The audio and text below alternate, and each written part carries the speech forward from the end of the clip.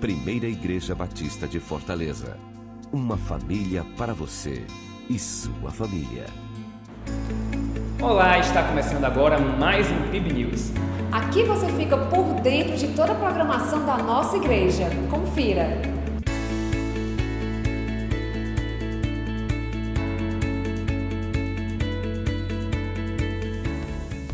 No próximo sábado, dia 30, haverá uma programação especial no Campo do América, que está sendo organizada pelo Ministério Vida no Campo. A concentração para a ação evangelística acontecerá a partir das 15 horas aqui na igreja. Também no próximo sábado, dia 30, teremos uma programação super especial promovida pela galera do AMP da tribo. Temos o nosso momento de convivência, alguns food trucks, e você não pode perder. E nessa mesma noite, o Ministério Singles promove um encontro de amigos com o pastor José Maria. Você é nosso convidado. Mais informações você pode estar conferindo no nosso boletim. No sábado, dia 6 de agosto, teremos o reencontro do acampamento de juniores. Os pais também são convidados. Lá teremos uma palestra do doutor Ricardo Marques.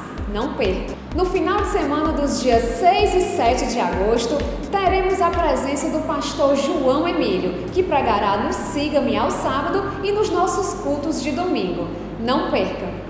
No dia 10 de agosto, nós teremos um culto muito especial em comemoração ao aniversário de 86 anos da nossa igreja, que contará com a participação de muitas autoridades da nossa cidade. Programe esta data. No dia 27 de agosto, teremos um chá de lançamento do 4º Encontro de Mulheres que haverá no mês de setembro. As inscrições já estão abertas, não deixe de participar.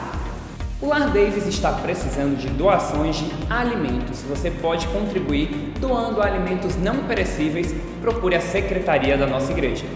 Primeira Igreja Batista de Fortaleza, uma família para você e sua família. E esse foi mais um PIB News. Que você tenha uma semana abençoada.